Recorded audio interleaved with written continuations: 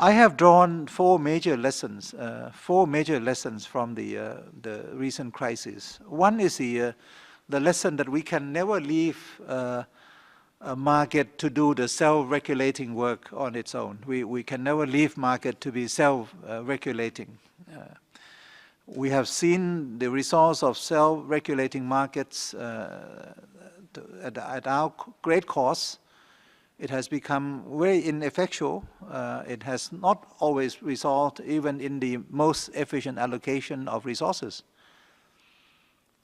As you can see, the tilt towards the activities in the financial market. The second lesson that I have learned from this global economic crisis is that while we see predominant activities in the financial markets, at certain period of time, the size of the financial assets on a global basis has been, I would say, more than 3 times the size of global GDP. So with that sizable and dominant role of the financial markets, one did not see. The lesson that I drew was that there was no real positive impact from the predominant role of the financial markets on the real economy, which is supposed to be. When we talked about financial liberalization and financial deepening, we were actually angling for the financial support for the real sectors, for finance to be more efficient, less costly, and to be supportive of trade and economic productive capacity building. But this is not so. There is a detachment between financial market development and real economic development in general. The third lesson that I learned is that while in the past decades we've been trying to adopt the kind of blind faith in the market system, to the detriment of the somewhat ignored government and state role. At the time of the crisis, the state was brought back in a big way, and the state was playing, all the states were playing a pivotal role in trying to rebalance the crisis, to try to reintroduce stability into the crisis, to solve the crisis, and at the same time to be trying to solve the issues of the lack of social development.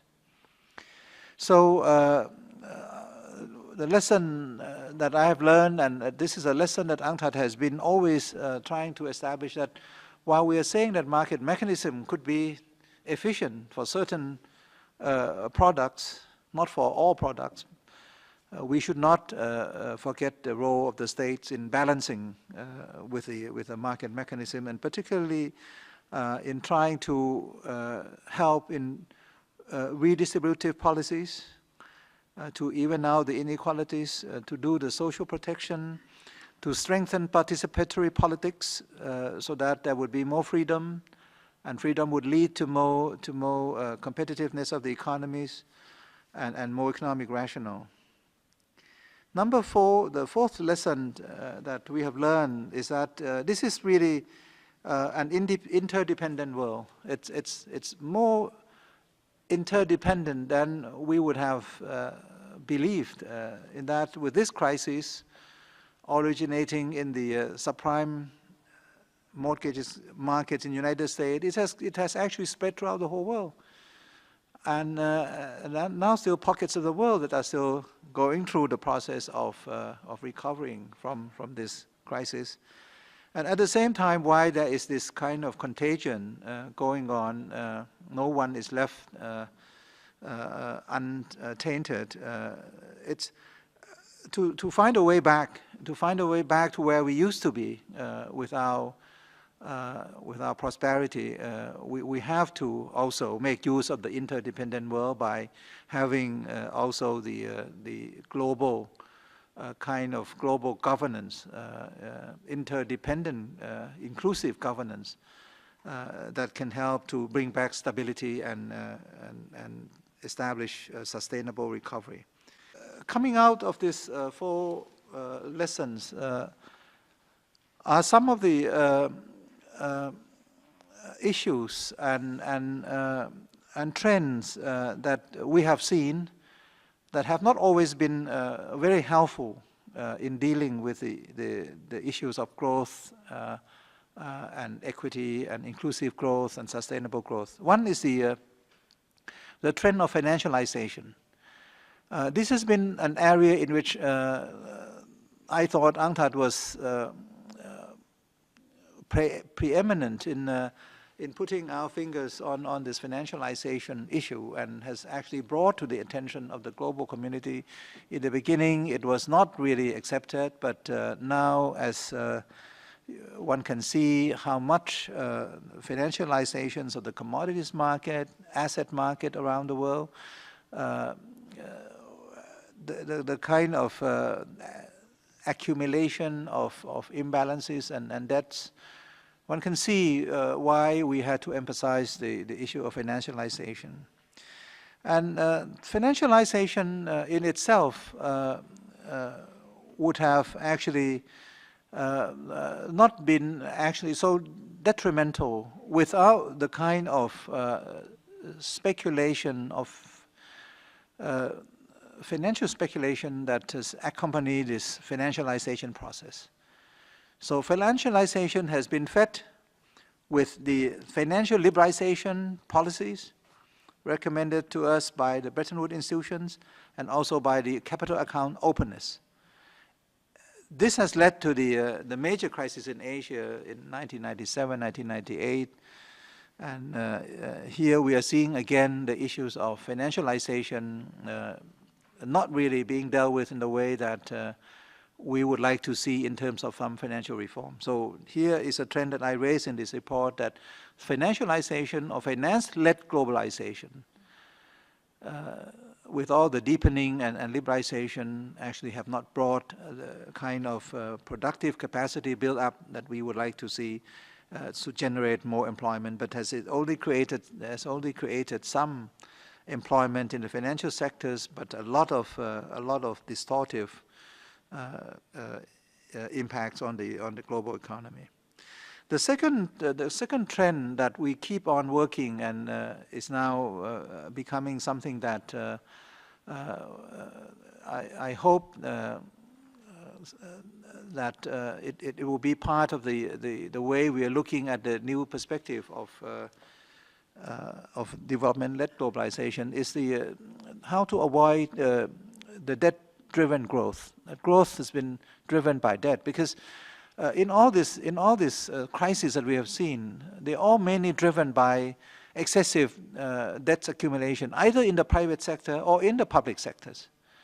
It has always been more or less related to the so-called the balance sheet crisis with banks, with households, with governments. So how can we deal with the kind of financial imbalances that are still around in this world? Imbalances contracted in the midst of the crisis in 2008, 2009, but after the recovery, even though recovery is not yet full-fledged, the imbalances beginning to expand again. We have seen declining saving rates. We have seen exchange rate movements, misalignments, movements that are not actually rational based on the country's competitiveness and trading positions.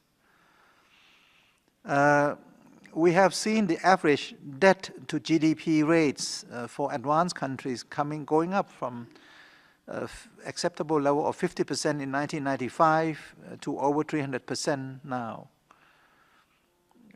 So this is another issue that will be included in the way we look at the future. And what we are now trying to do is to look at the theme of sustainable debts and responsible lending and borrowing practices that we have discussed since the 1990s, when we said that both the borrowing countries and the lending countries are equally responsible for the crisis, and not only the push to have the adjustment to be committed to only by the deficit countries, by the borrowing countries, has always been a bit partial. It's not complete.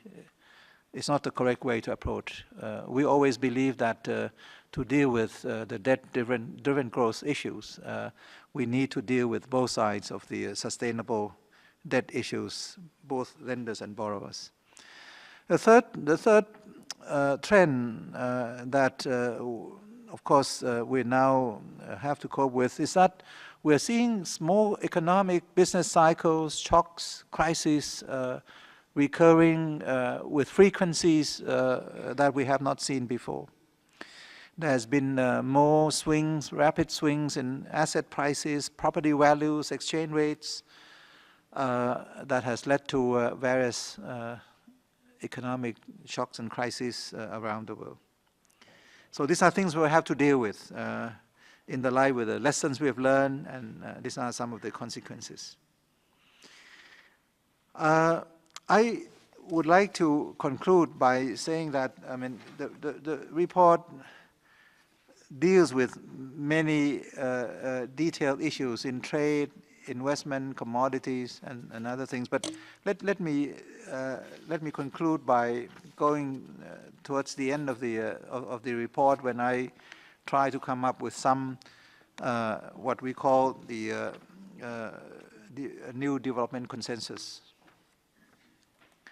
Here, what we are trying to state is that, yes, first of all, the pivotal role of developmental state must be established. The central role of the state must be established. But of course, here we need more engagement of policymakers, academics around the world to establish the real content of and roles of developmental state. By saying developmental state, we try to send out the signals that we don't want the states to be re-entering the marketplace as another operator.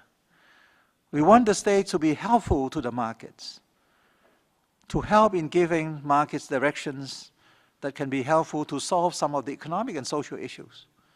That the state could be hands and support where market cannot actually mobilize the support. For example, in the new areas of sustainable development, in renewable energies, in green economy, in investment in clean clean equipments, and in the reduction of the emissions of carbon dioxide. So here we see the pivotal role of the state, and we call it developmental state, and this is a role that must be well thought out and well defined in a way that we're not going back to the bad old days of the states becoming a major player. Although what we've seen during the crisis was that the state had to come back in and become a pivotal player in rescuing some of the financial institutions.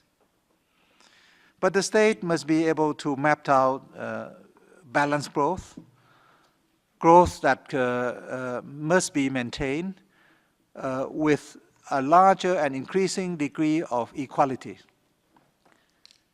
Now what we have seen in the past, and every time I have been discussing the issues of inequality, my pronouncement and conclusion every time, and I look back in a few decades of discussion I had on growth and inequality, is that if I look at the set of policies available at the time that I was discussing, I didn't expect equality to be increased, to be enhanced. In fact, inequalities has been gaining ground. And again, at the moment, if I look at the situation at the moment, how much we are still reliant on the financial markets, I would say that the developmental role of the state must be very much explicit in the way that we deal with inequality. There must be redistributive policies explicitly adopted by developmental states so that we can actually temper the rise in inequality.